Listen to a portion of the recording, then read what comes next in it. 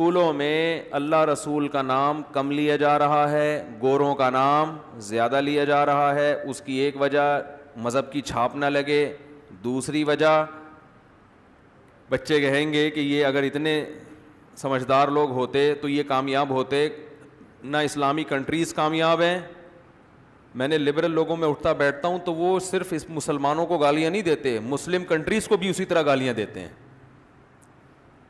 وہ ان کو بھی ایسے ہی برا بھلا کہتے ہیں, ان کے بھی عیب تلاش کرتے ہیں. تو ان کو مذہب سے ہی نفرت ہے کہ یہ گلا گھوٹ رہے ہیں لوگوں کا, جس میں سعودی عرب کا نام لیا جاتا ہے, پاکستان کا نام لیا جاتا ہے. ان دو کنٹریز کا تو بہت ہی زیادہ نام لیا جاتا ہے, باقی کنٹریز بھی ہیں لیکن وہ اتنے آگے نہیں ہیں. حالانکہ ان دو کنٹریز میں بہت سے مثبت پہلو ہیں, بہت سارے مثبت پہلو بھی ہیں, ان کا تذکرہ نہیں ہوتا. تو وہ یہ کہتے ہیں کہ بھائی یہ کامیاب کیوں نہیں ہے, یہ ترقی میں پیچھے کیوں ہیں. تو یہ جھیپ مٹانے کے لیے نا یہ حوالہ پھر دیا جاتا ہے ان لوگوں کا جو دنیا میں کامیاب سمجھے جاتے ہیں. مجھے ایک بات بتاؤ, اچھا پھر اس میں ایک ہمارے ہاں مسلمانوں میں جو مذہب میں ایک طبقہ ایسا پیدا ہوا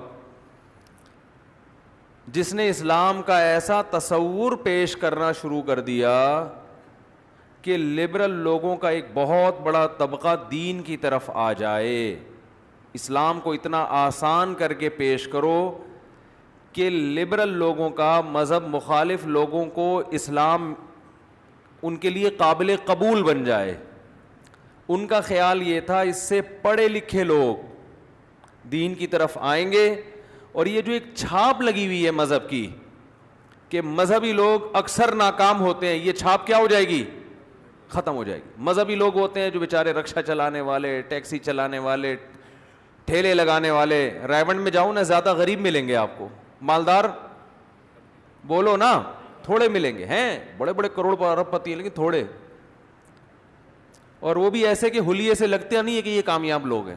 حلیہ ان کا بھی ایسے ہی ہوگا بیچاروں کا, شلوار آدھی پنڈلی تک ہوگی تو لگتا ہے یہ تو بیچارے کچھ شلوار پہننے کی تمیز نہیں ہے, ترقی کہاں سے کرے گا. یہ ذہن میں لوگوں کے ایک آتا ہے, جس کو شلوار پہننے کی تمیز نہیں ہے وہ ترقی کیا کرے گا.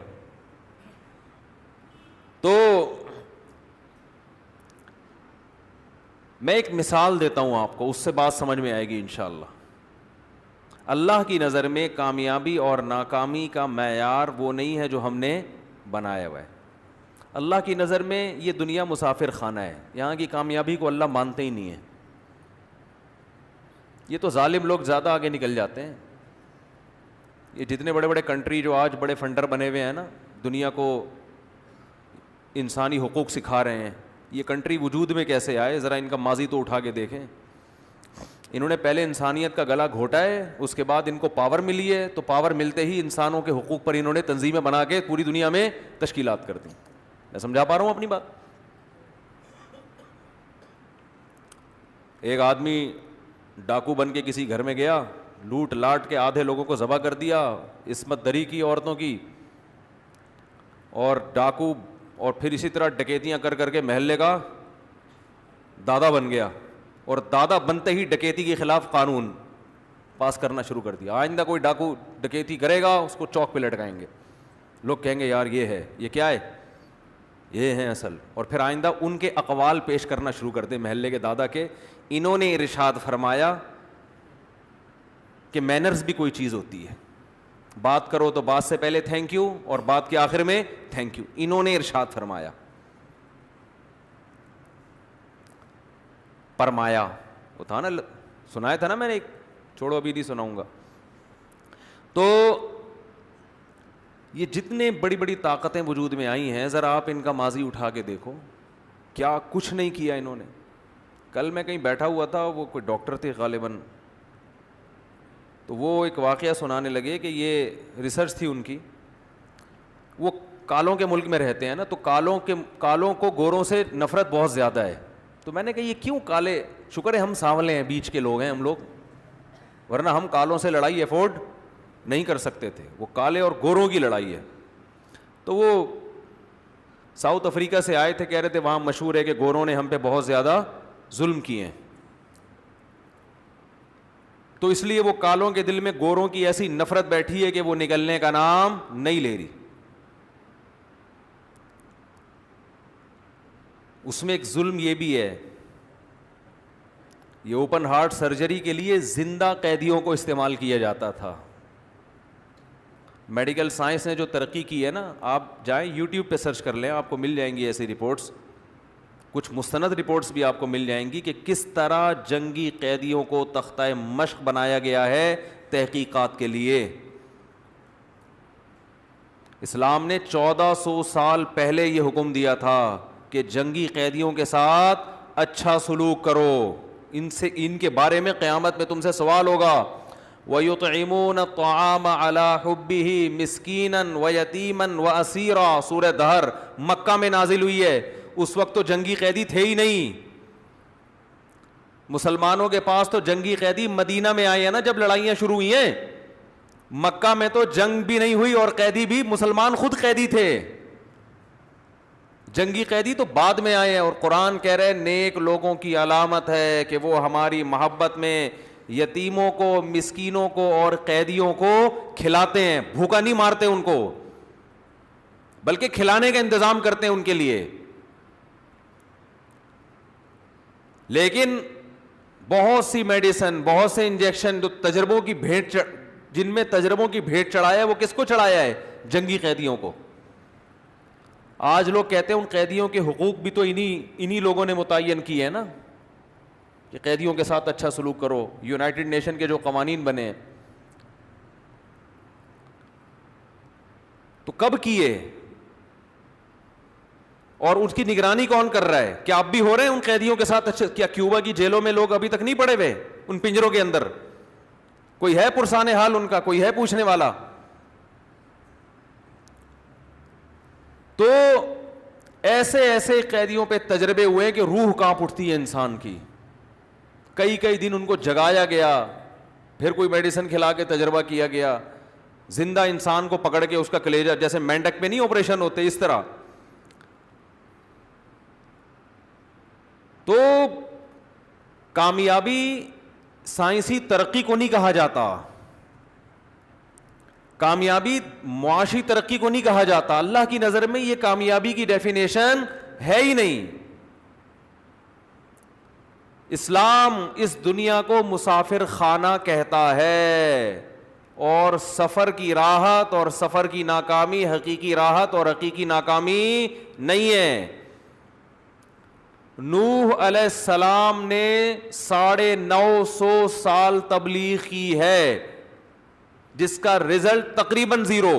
کوئی بھی قوم میں ساتھ دینے والا نہیں تھا. آپ بظاہر اپنے ویژن میں ناکام ہو گئے. 40-50 لوگ آپ کے ساتھ ہوئے ہیں، لیکن قرآن ان 40-50 کو کامیاب کہہ رہا ہے اور ان لاکھوں کو، کروڑوں کو بولو نا ناکام کہہ رہا ہے. وجہ کیا ہے؟ کہ ان کا راستہ صحیح تھا. ایک صحابی کو مشرکین مکہ نے پکڑا. یہ مکہ یعنی ہجرت سے پہلے کا واقعہ ہے، اور قتل کا فیصلہ کیا. ایمان لے آئے تھے. تو انہوں نے کہا کہ جب مجھے قتل ہی کیا جا رہا ہے تو میں ذرا صاف ستھرا ہو کے اللہ کے پاس جاؤں. تو اس طرح منگوایا تاکہ اپنے جسم کے غیر ضروری بال کو صاف کر سکیں. مشرکین نے اتنی مہلت دے دی کہ چلو وہی ٹھیک ہے، پھانسی سے پہلے آخری خواہش تو پوری کی جاتی ہے نا. انہوں نے کہا چلو ٹھیک ہے، آپ اپنے جسم کے بال صاف کر لیں، غیر ضروری بال، نہائیں، غسل کریں، اللہ کے سامنے حاضری، آپ کے خیال کے مطابق اللہ کے سامنے حاضری دینی ہے آپ نے. اسی دوران ایک بچہ آ گیا ان کے پاس مشرکین کا. تو انہوں نے بچے کو پکڑ لیا.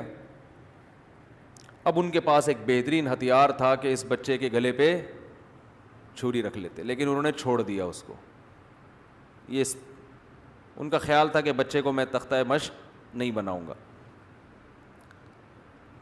تو مشرکین جب ان کو قتل کرنے کے لیے آگے بڑھے، دیکھو یہ کتنی بڑی ناکامی ہے نا، کیونکہ موت سے بڑی کوئی ناکامی ہو سکتی ہے؟